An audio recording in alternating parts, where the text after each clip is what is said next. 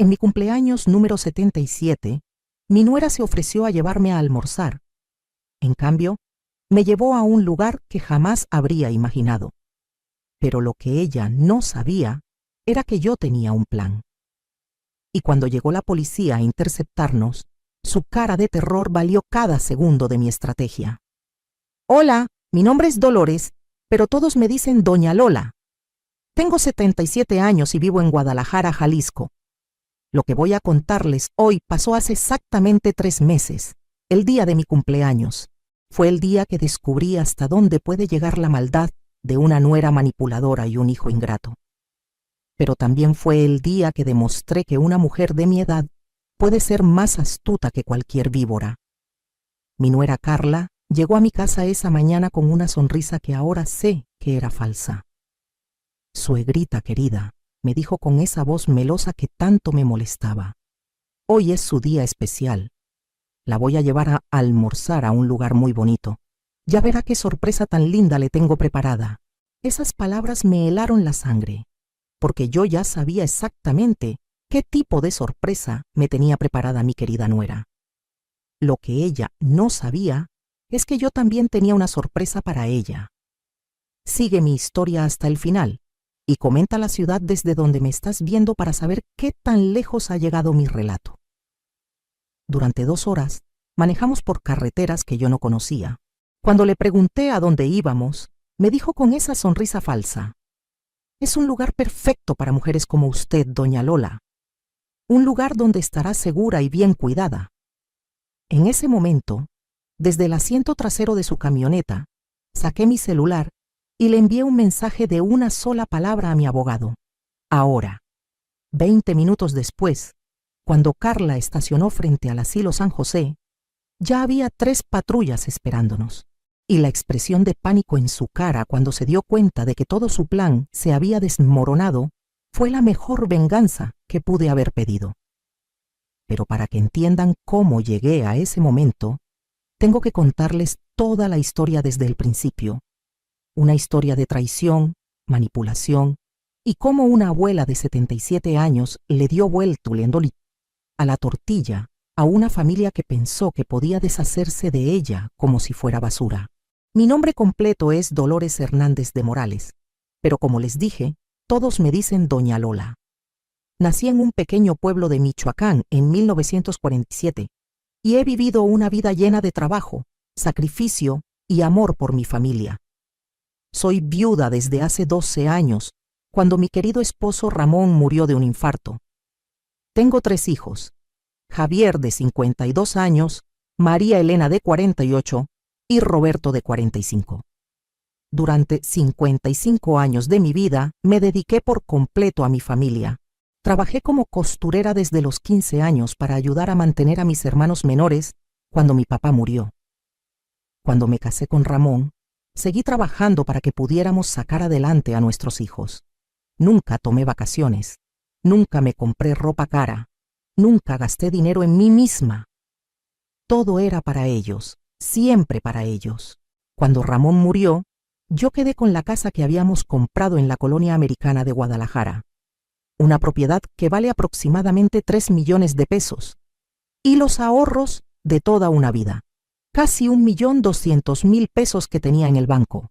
También tengo mi pensión del Seguro Social y la pensión de viudez, que eran suficientes para vivir dignamente. Mi hijo Javier, el mayor, siempre fue mi consentido.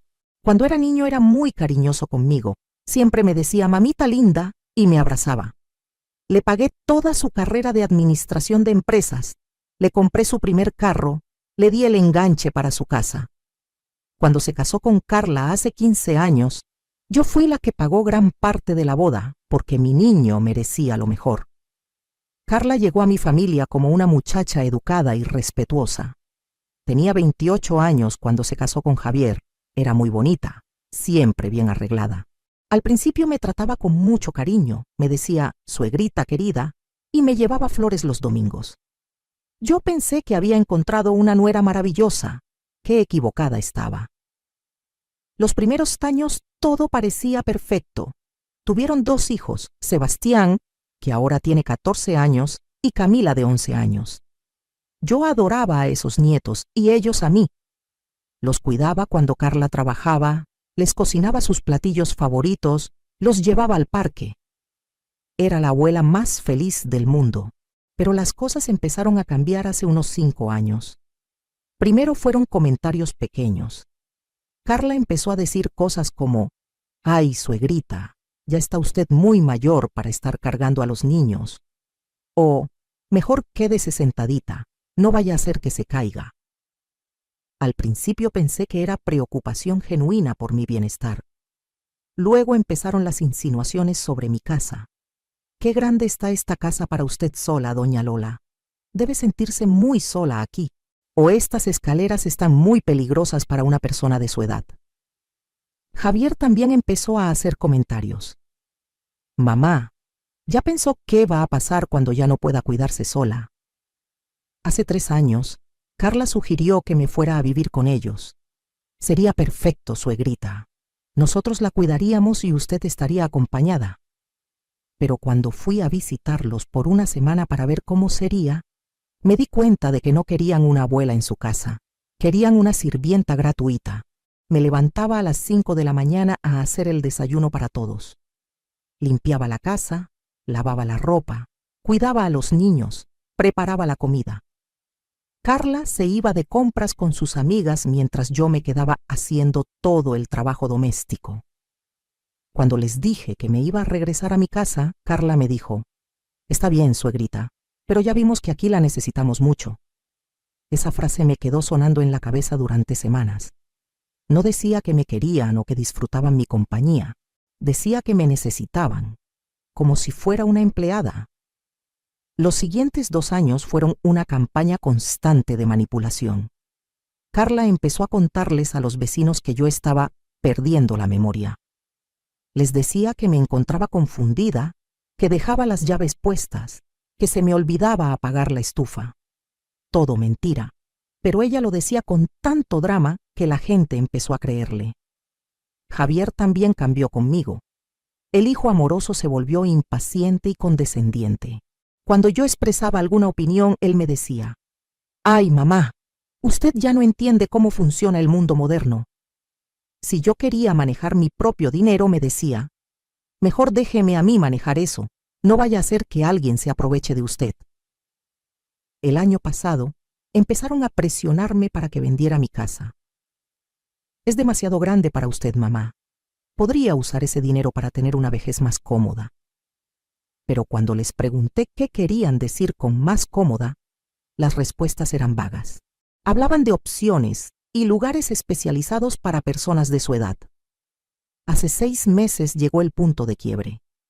Carla trajo a un agente inmobiliario a mi casa sin mi permiso. «Solo para que le dé una evaluación, suegrita. No está obligada a vender». Ese día supe que algo muy malo se estaba cocinando, porque el agente no había venido a evaluar mi casa, había venido a verla para saber cuánto valdría cuando ellos la pusieran en venta. Esa noche no pude dormir. Por primera vez en mi vida, me di cuenta de que mi propio hijo y mi nuera me veían como un estorbo. No como una persona con derechos, sino como un problema que resolver. Y la solución que tenían en mente no iba a ser de mi agrado. Fue que entonces, cuando decidí que si ellos podían hacer planes a mis espaldas, yo también podía hacer los míos. Pero lo que ellos no sabían es que una mujer que ha sobrevivido 77 años en este mundo ha aprendido a ser más astuta de lo que cualquiera se imagina. Lo que pasó en los siguientes meses me abrió los ojos completamente sobre el tipo de personas en las que se habían convertido mi hijo y mi nuera. Ya no eran insinuaciones sutiles, ya no eran comentarios por mi bien. Era una campaña abierta y despiadada para hacerme ver como una anciana incapaz que necesitaba ser protegida de sí misma. Hace 4 meses, Carla empezó a llegar a mi casa sin avisar.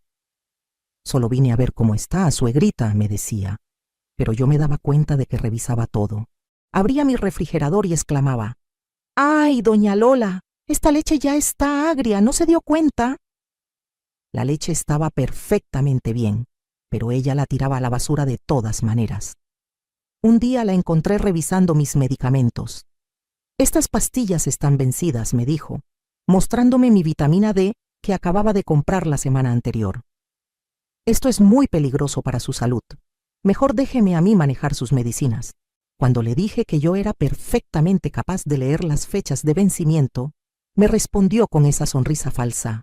Ay, suegrita, ya sabemos que a veces se le olvidan las cosas. Pero lo que más me dolió fue cuando empezó a usar a mis propios nietos en contra mía. Un domingo que estaban visitándome, escuché a Sebastián, mi nieto de 14 años, preguntarle a su mamá: ¿Es cierto que la abuela está enferma de la cabeza? Carla le respondió: No está enferma, mi amor, pero ya está muy viejita y a veces se confunde. Por eso tenemos que cuidarla mucho. Ese día confronté a Carla directamente. Le dije: ¿Por qué le estás diciendo a mi nieto que estoy enferma de la cabeza? Y ella, con la cara más cínica que he visto en mi vida, me respondió: Ay, suegrita, no se ponga así. Los niños tienen que entender por qué a veces usted dice cosas raras o se olvida de las cosas. ¿Qué cosas raras digo? ¿De qué me olvido?, le pregunté. Y ella me dijo: Pues el otro día me dijo que había visto a don Ramón en el jardín y él ya murió hace años. Eso era una mentira completa. Jamás había dicho tal cosa. Pero me di cuenta de que había estado inventando historias sobre mí para justificar lo que fuera que estuviera planeando. Hace 3 meses, Javier llegó a mi casa con unos papeles. Mamá, necesito que firme esto. Es para actualizar su testamento y asegurar que todo esté en orden. Cuando le pregunté qué decían exactamente los papeles, me dijo: Son cosas legales complicadas, mamá. Solo confíe en mí. Esa frase me hizo saltar todas las alarmas.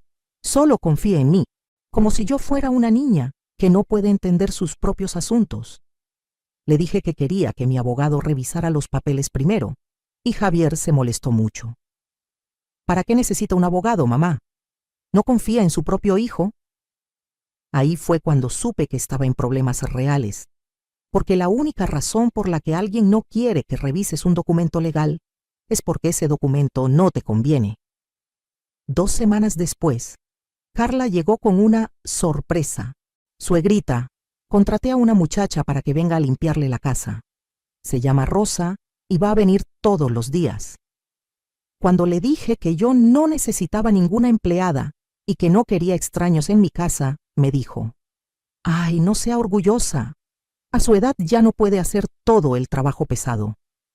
Pero Rosa no era una empleada normal, era una espía.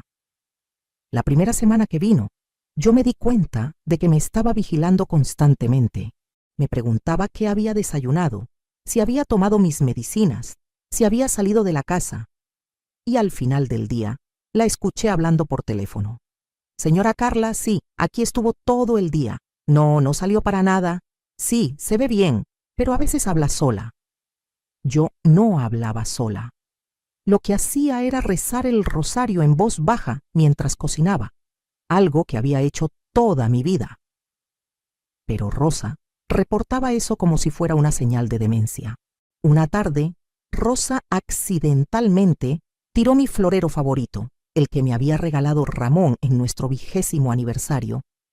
Cuando se rompió, ella exclamó: ¡Ay, doña Lola! ¿Por qué puso el florero ahí? ¡Qué peligroso! Pero yo no había movido ese florero de su lugar en más de 10 años. Ella lo había tirado a propósito para crear una evidencia de que yo era descuidada. Esa misma semana, encontré que alguien había movido cosas en mi casa. Mi álbum de fotos estaba en un lugar diferente. Mis documentos importantes habían sido reorganizados. Cuando le pregunté a Rosa si había movido algo, me dijo: No, doña Lola, usted debe haber movido esas cosas y se olvidó. Era una gaslighting perfecto. Me estaban haciendo dudar de mi propia memoria, de mi propia percepción de la realidad. Pero yo sabía exactamente lo que estaba pasando porque había visto películas sobre esto. Estaban construyendo un caso para demostrar que yo era incompetente. El mes pasado llegó el golpe más bajo. Carla organizó una reunión familiar en mi casa. Vinieron mis 3 hijos, mis 2 nueras y algunos de mis nietos mayores. Pensé que era una reunión normal, tal vez para planear algo bonito, pero resultó ser una intervención. Javier empezó hablando. Mamá, todos estamos preocupados por usted. Hemos notado que últimamente está muy confundida. María Elena, mi hija, agregó. Sí, mami.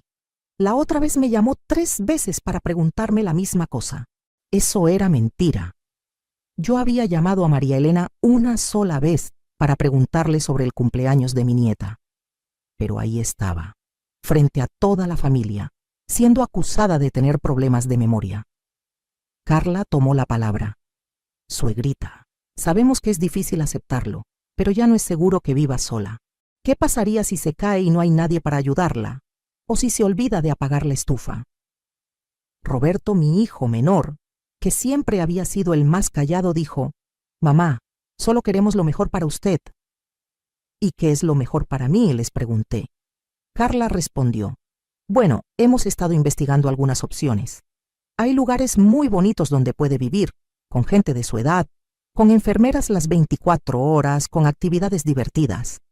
¿Te refieres a un asilo?, les pregunté directamente. Y todos se quedaron callados por un momento. Finalmente Javier dijo, No es un asilo, mamá. Son residencias para adultos mayores, lugares muy elegantes donde va a estar mucho mejor que aquí sola. ¿Y si yo no quiero ir a ningún lugar elegante?, les pregunté. ¿Y si quiero quedarme en mi propia casa que compré con el sudor de mi frente? La respuesta de Carla me rompió el corazón. Suegrita, a veces las personas mayores no pueden tomar las mejores decisiones para sí mismas. Por eso la familia tiene que intervenir. En ese momento me di cuenta de que ya no me veían como una persona con derechos. Me veían como un problema que resolver, como una carga que administrar. Y la solución que habían elegido era meterme a un asilo y quedarse con todo lo que había trabajado durante 77 años. Esa noche, después de que todos se fueron, me senté en la sala de mi casa y lloré como no había llorado desde que murió Ramón. No lloraba por mí, lloraba por la muerte de la imagen que tenía de mi familia. Lloraba porque el hijo que había criado con tanto amor era capaz de traicionarme de esta manera. Pero también esa noche tomé la decisión más importante de mi vida. Si ellos querían jugar sucio, yo también sabía hacerlo. La diferencia era que yo tenía 77 años de experiencia y ellos pensaban que era una viejita indefensa. Iban a descubrir qué tan equivocados estaban. Al día siguiente de esa reunión familiar tan humillante, hice algo que no había hecho en muchos años. Llamé a mi compadre Aurelio Sánchez.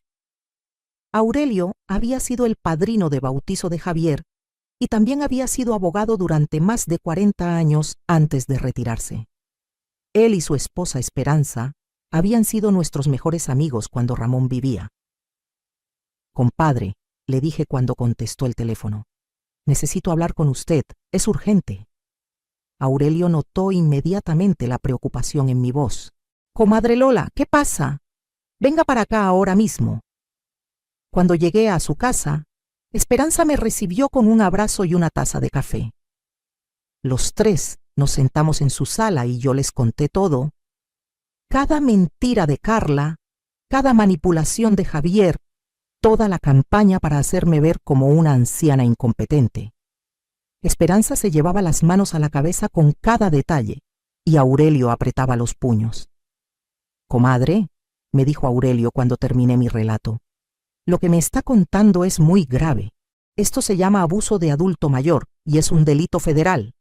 Pero más importante, esto es un intento de quitarle sus derechos como persona competente. Fue entonces cuando Aurelio me reveló algo que cambió completamente mi perspectiva sobre toda la situación. Comadre, ¿usted sabía que hace 2 meses Javier vino a preguntarme sobre sus propiedades y sus cuentas bancarias? Se me helaron las venas. ¿Qué le preguntó exactamente? Me preguntó si yo manejaba sus asuntos legales, cuánto valía su casa, si usted tenía testamento y si había manera de que él pudiera tomar control de sus finanzas por incapacidad mental. Le dije que tendría que hablar con usted directamente y él me dijo que no era necesario porque usted ya no entendía esas cosas. En ese momento me di cuenta de la magnitud real de la conspiración. No solo querían meterme a un asilo, querían control total sobre mi dinero y mis propiedades. Querían que yo desapareciera legal y financieramente. Pero compadre, le dije, yo no tengo demencia, no estoy loca, no soy incompetente. ¿Cómo pueden hacer eso? No pueden, me respondió Aurelio con una sonrisa. Pero van a intentarlo, y para intentarlo necesitan construir un caso. Por eso han estado documentando supuestos episodios de confusión. Por eso trajeron a Rosa para vigilarla. Por eso querían que firmara esos papeles sin leerlos. Esperanza agregó: Lola, querida, ellos están preparando el terreno para pedir tu interdicción legal. Es un proceso donde un juez determina que una persona no puede manejar sus propios asuntos. ¿Y qué puedo hacer?, les pregunté. Aurelio se levantó y fue a su estudio. Regresó con una carpeta gruesa. Comadre, usted puede hacer mucho más de lo que ellos creen, porque resulta que usted tiene más poder del que imagina. Fue entonces cuando Aurelio me mostró algo que había olvidado completamente. Cuando Ramón murió, él había puesto todas nuestras propiedades en un fideicomiso para protegerme de exactamente esta situación. Pero no solo eso, Ramón había sido mucho más astuto de lo que yo recordaba. Comadre, ¿usted sabía que su esposo compró 2 propiedades más antes de morir? Una casa en Puerto Vallarta y un terreno en Chapala, que ahora vale una fortuna. Todo está a su nombre, pero en fideicomisos que sus hijos no conocen. Me quedé con la boca abierta. ¿2 propiedades más? Sí, y eso no es todo. Ramón también tenía una póliza de seguro de vida que él puso en un fideicomiso separado. El dinero ha estado generando intereses durante 12 años. Usted no solo tiene 1.200.000 pesos, comadre. Usted tiene más de 5 millones de pesos en activos. No lo podía creer. Mi Ramón, siempre tan previsor, había protegido nuestro futuro de una manera que yo ni siquiera sabía. Pero Aurelio no había terminado. Y hay algo más, comadre. Ramón me dejó instrucciones muy específicas. Si alguna vez alguien intentaba aprovecharse de usted o quitarle sus derechos, yo tenía autorización para tomar medidas legales inmediatas en su nombre. En ese momento Esperanza me tomó de las manos. Lola, querida, tú no eres la víctima indefensa que ellos creen. Tú tienes recursos, tienes aliados y tienes derechos. Pero más importante, tienes la experiencia de 77 años para saber cómo manejar esta situación. Aurelio abrió su laptop y me mostró algo más. Comadre, durante las últimas semanas he estado investigando a su nuera. Carla Sánchez, de soltera, no es exactamente la mujer honesta que aparenta ser. En la pantalla aparecieron varios documentos. Su nuera tiene deudas por más de 300.000 pesos en tarjetas de crédito. Ha solicitado préstamos usando como garantía la casa de ustedes. Préstamos que fueron rechazados porque ella no es propietaria. Y lo más interesante, ha estado consultando con un abogado especialista en herencias. ¿Cómo consiguió toda esta información?, le pregunté sorprendida. Comadre, yo tengo 45 años de ser abogado. Tengo contactos en todos lados. Y cuando alguien trata de estafar a mi comadre, yo me pongo las pilas. Esperanza agregó: Lola, tu nuera está desesperada por dinero. Por eso está empujando tanto para que vendan tu casa y te metan a un asilo. Ella necesita ese dinero para pagar sus deudas. En ese momento sentí como si hubiera despertado de una pesadilla para descubrir que tenía superpoderes. No era la anciana vulnerable que ellos pensaban. Era una mujer con recursos, con aliados poderosos y con la ley de su lado. Compadre, le dije a Aurelio, ¿qué hacemos? Aurelio sonrió de una manera que no había visto desde los tiempos cuando jugaba póker con Ramón. Comadre, vamos a tender una trampa. Pero primero, usted tiene que prometerme que va a seguir mis instrucciones al pie de la letra, sin importar qué tan extrañas le parezcan. Se lo prometo. Muy bien. Lo primero que vamos a hacer es conseguir evidencia de que ellos están planeando internarla en contra de su voluntad.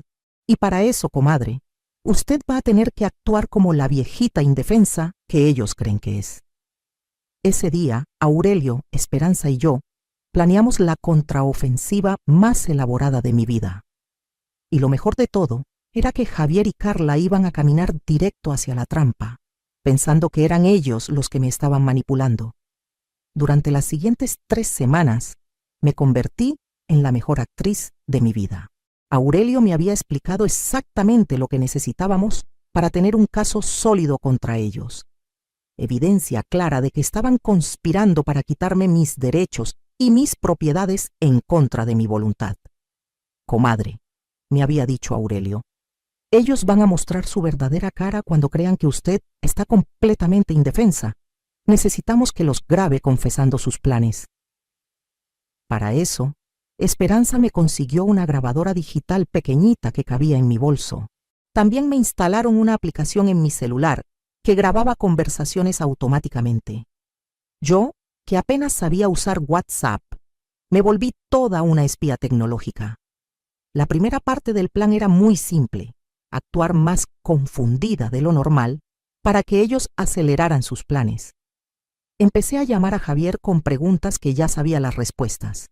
Hijo, ¿cuál es tu dirección? Se me olvidó. Oh, ¿cómo se llamaba tu papá? Tengo la mente en blanco. Carla estaba encantada con mi supuesta confusión. Una tarde que vino a visitarme le pregunté, ¿tú quién eres, niña? ¿Eres la nueva muchacha que me va a cuidar? La cara de satisfacción que puso fue asquerosa. Inmediatamente sacó su teléfono y le mandó un mensaje a alguien. Yo fingí no darme cuenta, pero estaba grabando todo. Esa misma tarde, escuché cuando llamó a Javier. Amor, tu mamá está empeorando mucho. Hoy no me reconoció para nada. Creo que ya es tiempo de acelerar los planes. Javier le respondió, ¿estás segura? No queremos que parezca que la estamos forzando.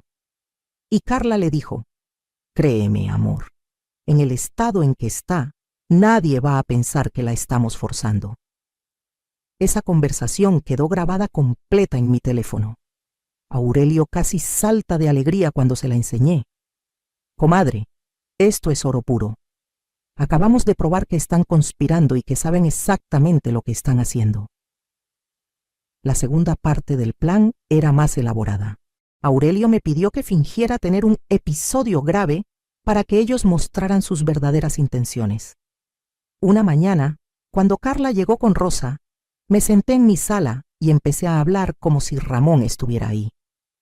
Ramón, mi amor, ¿ya llegaste del trabajo? Te preparé tu café como te gusta.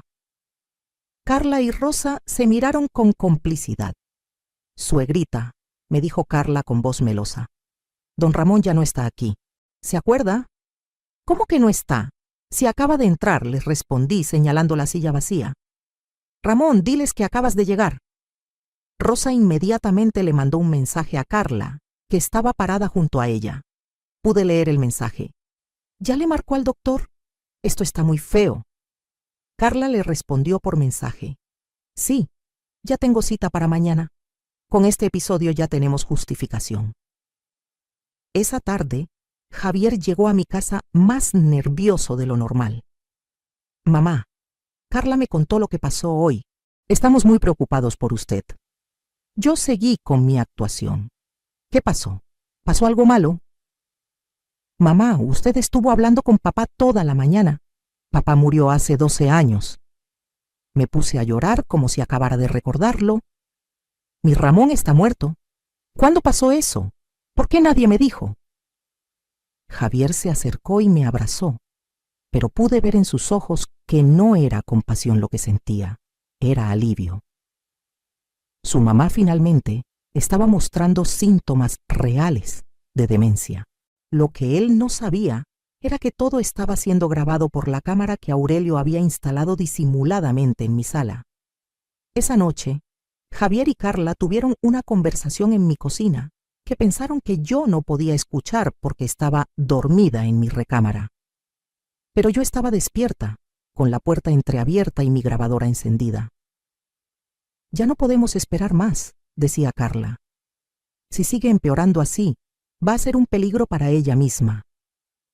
Javier le respondió: sí, tienes razón. Mañana hablo con el doctor para que certifique su estado mental. ¿Y qué vamos a hacer con la casa?, preguntó Carla. Javier suspiró. Bueno, una vez que esté internada, podemos proceder con la venta. Con el poder legal que me va a dar el doctor, puedo manejar todas sus propiedades. ¿Y cuánto crees que saquemos por todo?, preguntó Carla con una emoción que no pudo disimular. Entre la casa y los ahorros, unos 4 millones fácil, menos los gastos del asilo, pero va a ser suficiente para pagar nuestras deudas y hasta nos va a sobrar para las vacaciones en Europa que querías. Sí, dijo Javier, y lo mejor es que ella ya no va a sufrir porque ya no se va a dar cuenta de nada.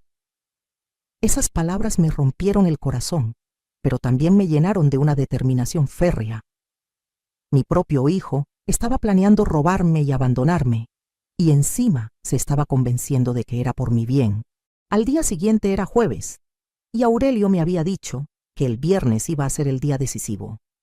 Él había investigado cuál asilo habían elegido para mí: el Asilo San José, en las afueras de Guadalajara.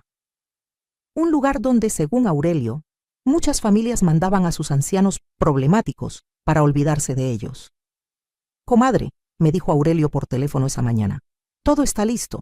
Mañana, cuando ellos ejecuten su plan, nosotros vamos a ejecutar el nuestro. ¿Estás segura de que puedes seguir actuando hasta el final? Compadre, le respondí, he estado actuando toda mi vida que era una mujer débil para no herir el ego de los hombres de mi familia. Actuar un día más no me va a costar nada. Esa tarde, Carla llegó con una actitud diferente. Estaba nerviosa pero emocionada. Suegrita, me dijo, mañana es su cumpleaños. ¿Qué le parece si la llevo a almorzar a un lugar muy bonito? Mañana es mi cumpleaños, le pregunté fingiendo confusión. ¿Cuántos años voy a cumplir? Va a cumplir 77 años, suegrita. Y va a ser un día muy especial, ya verá. Esa noche no pude dormir de la emoción. No era miedo lo que sentía, era anticipación. Después de semanas de ser humillada, manipulada y tratada como una inválida mental, mañana iba a ser mi turno de demostrarles de qué estaba hecha una mujer de 77 años que había sobrevivido todo lo que la vida le había puesto enfrente.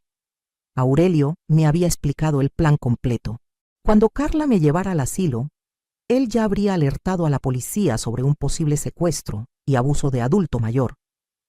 Cuando ellos llegaran al asilo, los policías estarían esperando con una orden judicial para detener el internamiento forzoso. Pero, comadre, me había advertido Aurelio, tiene que dejar que la lleven hasta el mismo asilo. Si actúa antes, ellos pueden decir que solo era un paseo y que usted malinterpretó las cosas. No se preocupe, compadre. Voy a esperar hasta el último segundo. Esa noche revisé mi bolso 3 veces. Tenía mi celular completamente cargado, mi grabadora con batería nueva y una copia de todos los documentos que Aurelio había preparado. También tenía algo más, una carta que había escrito para Javier, explicándole exactamente lo que pensaba de él como hijo y como hombre. Pero lo que más me emocionaba era saber que mañana no iba a ser el día que perdiera mi libertad. Iba a ser el día que la recuperara completamente. Si estás viviendo algo similar con tu familia, si sientes que no te respetan o que te ven como una carga, quiero que sepas que no estás sola. Hay recursos, hay leyes que nos protegen y hay gente buena dispuesta a ayudar. Solo tienes que ser más astuta que ellos. El viernes 15 de marzo, día de mi cumpleaños número 77, me desperté a las 5 de la mañana. No porque tuviera que hacer nada especial, sino porque la adrenalina no me dejaba dormir. Después de tantas semanas de humillaciones y manipulación, finalmente había llegado el día de mi venganza. Me bañé, me puse mi vestido azul favorito, el que Ramón siempre decía que me hacía ver elegante, y desayuné con calma. A las 10 de la mañana, Carla llegó a mi casa con esa sonrisa falsa que ya conocía tan bien. «Feliz cumpleaños, suegrita querida», me dijo, dándome un abrazo que se sintió como el abrazo de Judas. «¿Ya está lista para su día especial?» «¿A dónde vamos a ir, niña?», le pregunté, fingiendo esa confusión que también había perfeccionado en las últimas semanas. Es una sorpresa, suegrita, pero le va a encantar. Es un lugar muy bonito donde va a conocer gente de su edad. Subimos a su camioneta blanca. Carla manejaba con una tranquilidad que me daba náuseas. Cada kilómetro que avanzábamos, ella parecía más relajada, más segura de que su plan estaba funcionando a la perfección. Lo que no sabía era que su celular había estado enviando nuestra ubicación en tiempo real a Aurelio desde el momento en que salimos de mi casa. Durante la primera hora de viaje, Carla intentó hacer conversación casual. ¿Se acuerda de cuando Javier era pequeño, suegrita? Me preguntaba cosas sobre el pasado, supuestamente para mantenerme tranquila, pero yo sabía que era para confirmar si realmente tenía problemas de memoria. No sé de quién me hablas, niña, le respondí. ¿Javier es tu novio? La sonrisa de satisfacción en su cara me revolvió el estómago. Inmediatamente le mandó un mensaje de texto a alguien mientras manejaba. Yo alcancé a leer. Perfecto, ya ni sabe quién es Javier. Después de hora y media de viaje, empecé a hacer preguntas más directas. ¿A dónde me llevas? Esta no es la carretera al centro. No se preocupe, suegrita, confíe en mí. ¿Pero a dónde vamos? Quiero regresar a mi casa. Por primera vez en todo el viaje, Carla mostró una pizca de su verdadera personalidad.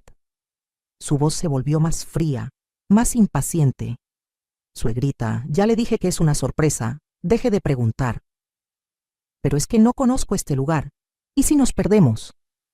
¡No nos vamos a perder!, me gritó. Inmediatamente se controló y volvió a su tono meloso.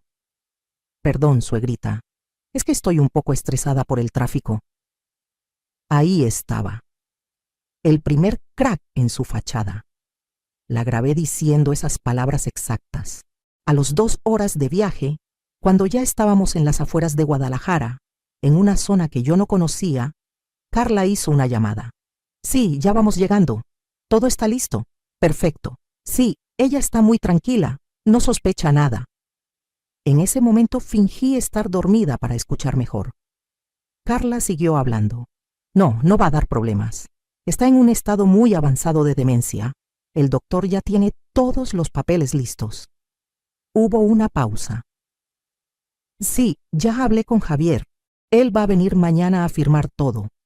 Con la casa vendida y ella internada, finalmente vamos a poder respirar. Esas palabras las grabé completas. Acababa de confesar que todo era un plan premeditado y que había un doctor cómplice esperándonos. Cuando llegamos al asilo San José, mi corazón se aceleró. Era un edificio gris, sin jardines, con rejas en las ventanas. Se veía exactamente como lo que era. Una prisión para ancianos que sus familias querían olvidar. Carla estacionó la camioneta y me despertó suavemente. Ya llegamos, suegrita. ¿Verdad que está bonito? Miré el edificio gris y le pregunté, ¿qué lugar es este?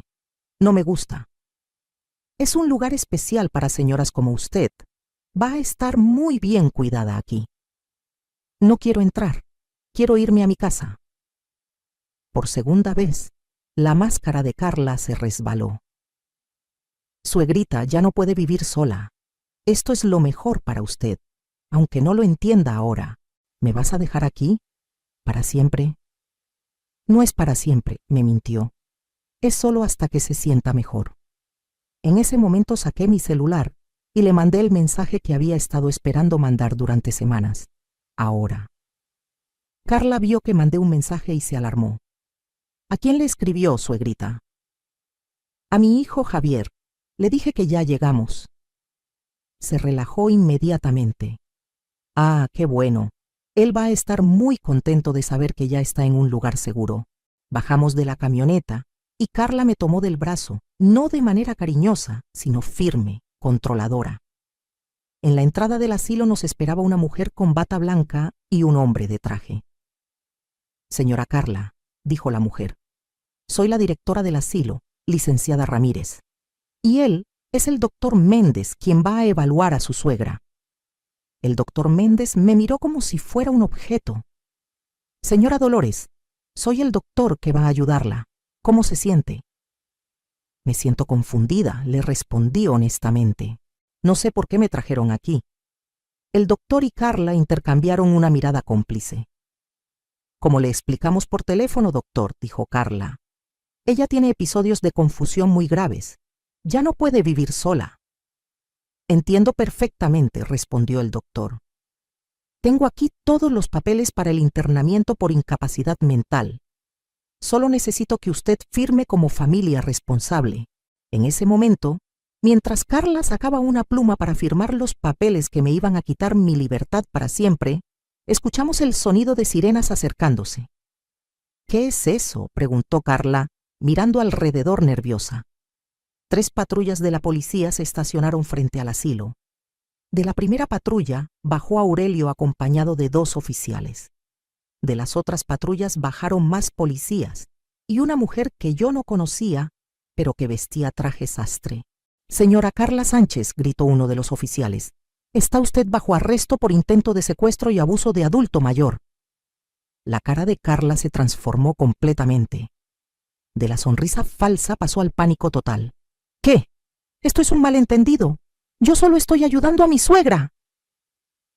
Aurelio se acercó a nosotras con una sonrisa que no había visto en años. «Comadre Lola, ¿está usted bien?». Fue en ese momento que dejé caer completamente mi actuación. Me enderecé, miré directamente a Carla a los ojos y le dije con la voz más clara y firme que pude: «Estoy perfectamente bien, compadre, y mi mente está más clara que nunca». La expresión de shock en la cara de Carla fue indescriptible. ¿Qué está pasando? «Lo que está pasando», le dije, «es que una viejita demente de 77 años acaba de demostrarte que eres la persona más estúpida que he conocido en mi vida». Aurelio se dirigió al doctor Méndez. «Doctor, usted está participando en un internamiento ilegal. Esta señora no tiene demencia ni ninguna incapacidad mental. Tengo aquí una orden judicial que prohíbe este internamiento y una denuncia formal por conspiración para cometer fraude». El doctor palideció.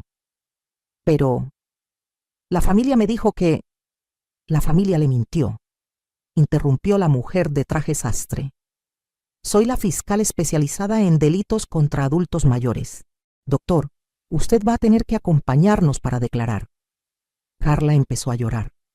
«Suegrita, no entiendo qué está pasando. Yo solo quería ayudarla». Me acerqué a ella y le dije muy despacio: «Carla, querida, durante 3 meses me has tratado como si fuera una idiota. Me has mentido, me has manipulado, has inventado historias sobre mi salud mental y has conspirado para robarme todo lo que tengo. Pero lo que más me duele es que convenciste a mi propio hijo de traicionarme». «Yo no hice nada de eso», gritó mientras los policías le ponían las esposas. «¿No?». Saqué mi grabadora digital del bolso. «¿Quieres que les ponga a todos la grabación donde le dices a Javier que con la casa vendida y yo internada, finalmente van a poder respirar? ¿O prefieres que les ponga la parte donde hablas de las vacaciones en Europa que van a pagar con mi dinero?». Carla se quedó completamente callada. Su cara pasó del shock al terror puro. «Señora Morales», me dijo la fiscal, «necesitamos que venga con nosotros a la comisaría para formalizar su denuncia. ¿Se encuentra en condiciones de hacerlo?». «Por supuesto que sí», le respondí. «He estado esperando este momento durante meses». Mientras los policías se llevaban a Carla y al doctor, Aurelio me abrazó. «Comadre, lo hizo perfecto. Tenemos evidencia suficiente para meter a toda esta gente a la cárcel». «Compadre», le dije, «esto apenas está empezando. Ahora tenemos que ir por mi hijo». 3 horas después, estábamos en la Fiscalía Especializada en Delitos contra Adultos Mayores presentando toda la evidencia que habíamos recopilado. Las grabaciones, los videos, los documentos financieros de Carla, todo estaba ahí.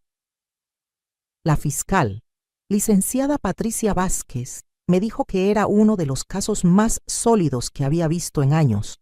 «Señora Morales», me explicó, «lo que su nuera y su hijo intentaron hacer constituye varios delitos. intento de secuestro, fraude, abuso de adulto mayor y conspiración. Con la evidencia que tenemos, están viendo entre 8 y 15 años de prisión. Cuando salimos de la fiscalía, le pedí a Aurelio que me llevara a la casa de Javier. Compadre, necesito verlo a los ojos cuando se entere de que su plan fracasó. Llegamos a su casa a las 6 de la tarde. Javier estaba en el jardín lavando su carro, silbando como si fuera el día más feliz de su vida. Cuando me vio llegar con Aurelio, su cara se iluminó. Mamá, ¿cómo le fue en su paseo con Carla? ¿Ya está instalada en su nuevo lugar? Me acerqué a él muy despacio. Hijo, tu esposa está en la cárcel. Está acusada de intento de secuestro y abuso de adulto mayor. Javier soltó la manguera que tenía en las manos. ¿Qué? ¿De qué está hablando, mamá? Estoy hablando de que durante 3 meses me trataron como si fuera una idiota mientras planeaban robarme todo lo que tengo. Estoy hablando de que mi propio hijo conspiró para meterme a un asilo y quedarse con mi dinero. Mamá, usted está confundida. Nosotros solo queríamos. No, le grité con una fuerza que no había usado en años. Yo no estoy confundida. Tú eres el que está confundido si piensas que me iba a dejar robar por mi propio hijo. Aurelio sacó su grabadora y puso la conversación donde Javier y Carla hablaban sobre vender mi casa y usar mi dinero para pagar sus deudas. Cuando Javier escuchó su propia voz diciendo esas cosas horribles sobre mí, se puso pálido como un muerto. Mamá, nosotros no, es que nada, Javier. Tú dejaste que tu esposa me tratara como basura. Tú participaste en cada mentira, en cada manipulación. Tú firmaste papeles para que me internaran en contra de mi voluntad. Javier se sentó en el piso, completamente destruido. Mamá, perdóneme. Yo no quería que pasara esto. Carla me convenció de que usted estaba realmente enferma. ¿En serio?, le pregunté. ¿Tu esposa te convenció de que tu propia madre estaba loca? ¿No se te ocurrió preguntarme directamente a mí? ¿No se te ocurrió llevarme con un doctor de verdad para que me evaluara? Javier empezó a llorar. Mamá, por favor, perdóneme.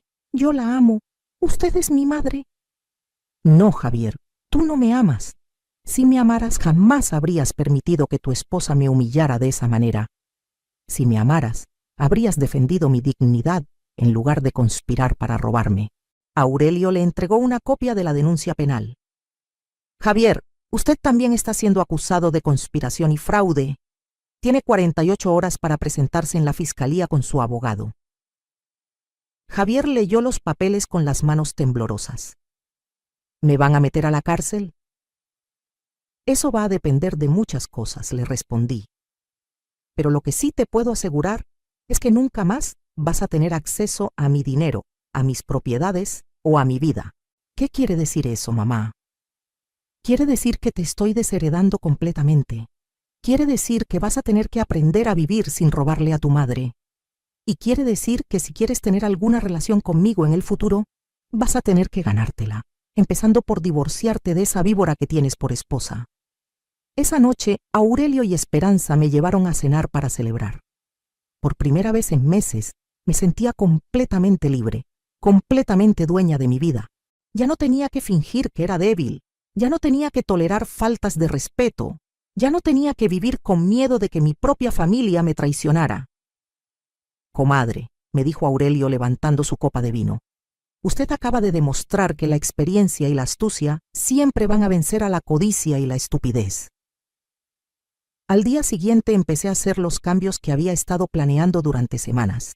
Lo primero fue cambiar todas las cerraduras de mi casa e instalar un sistema de seguridad completo.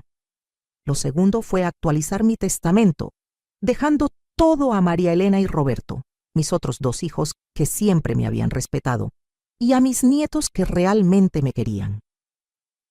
Lo tercero fue algo que nunca había hecho en mi vida. Gasté dinero en mí misma. Me compré ropa nueva, me arreglé el cabello, me inscribí en clases de baile para adultos mayores. Por primera vez en 77 años, decidí vivir para mí. Una semana después del incidente, María Elena vino a visitarme desde Monterrey. Llegó preocupada porque Javier la había llamado llorando, diciéndole que yo me había vuelto loca y que había metido a Carla a la cárcel sin razón. «Mami», me dijo María Elena, «cuénteme qué pasó realmente». Le conté toda la historia, le enseñé todas las grabaciones, todos los documentos. Cuando terminé, María Elena tenía lágrimas en los ojos, pero no de tristeza, sino de orgullo. «Mami, no puedo creer lo que le hicieron, pero tampoco puedo creer lo inteligente que fue para defenderse. Estoy tan orgullosa de usted». «Hija», le dije, «durante toda mi vida permití que los hombres de mi familia tomaran las decisiones importantes porque pensé que eso era lo correcto. Pero a los 77 años finalmente aprendí que nadie me va a respetar más de lo que yo me respete a mí misma. Oberto, mi hijo menor, también vino de Tijuana esa semana. Él estaba furioso con Javier. Mamá, yo siempre supe que Carla era una interesada, pero nunca pensé que Javier fuera capaz de esto. Hijo, le respondí, tu hermano se dejó envenenar por la codicia, pero la responsabilidad es de él, no solo de ella. 3 meses después del incidente, el caso fue a juicio. Carla fue sentenciada a 12 años de prisión por secuestro agravado, fraude y abuso de adulto mayor. El doctor Méndez perdió su licencia médica y también fue a prisión. Javier, por cooperar con la fiscalía y testificar contra Carla, solo recibió 3 años de libertad condicional y 500 horas de servicio comunitario. El día de la sentencia, Javier se acercó a mí en el tribunal. Mamá, ¿algún día me va a perdonar? Javier, le dije, el perdón es algo que se gana, no algo que se pide. Cuando demuestres que realmente has cambiado, cuando demuestres que entiendes el daño que me hiciste, entonces podemos hablar de perdón. Hoy, 6 meses después de mi cumpleaños número 77, estoy viviendo la mejor etapa de mi vida. Me mudé a una casa más pequeña, pero más bonita en Puerto Vallarta, en la playa que tanto amaba Ramón. Tengo empleada de confianza, pero por elección, no por necesidad. Mis nietos que realmente me quieren, vienen a visitarme durante las vacaciones. Sebastián y Camila, los hijos de Javier, al principio estaban confundidos por todo lo que había pasado, pero cuando les expliqué la verdad de manera apropiada para su edad, entendieron que su papá y su mamá habían hecho algo muy malo.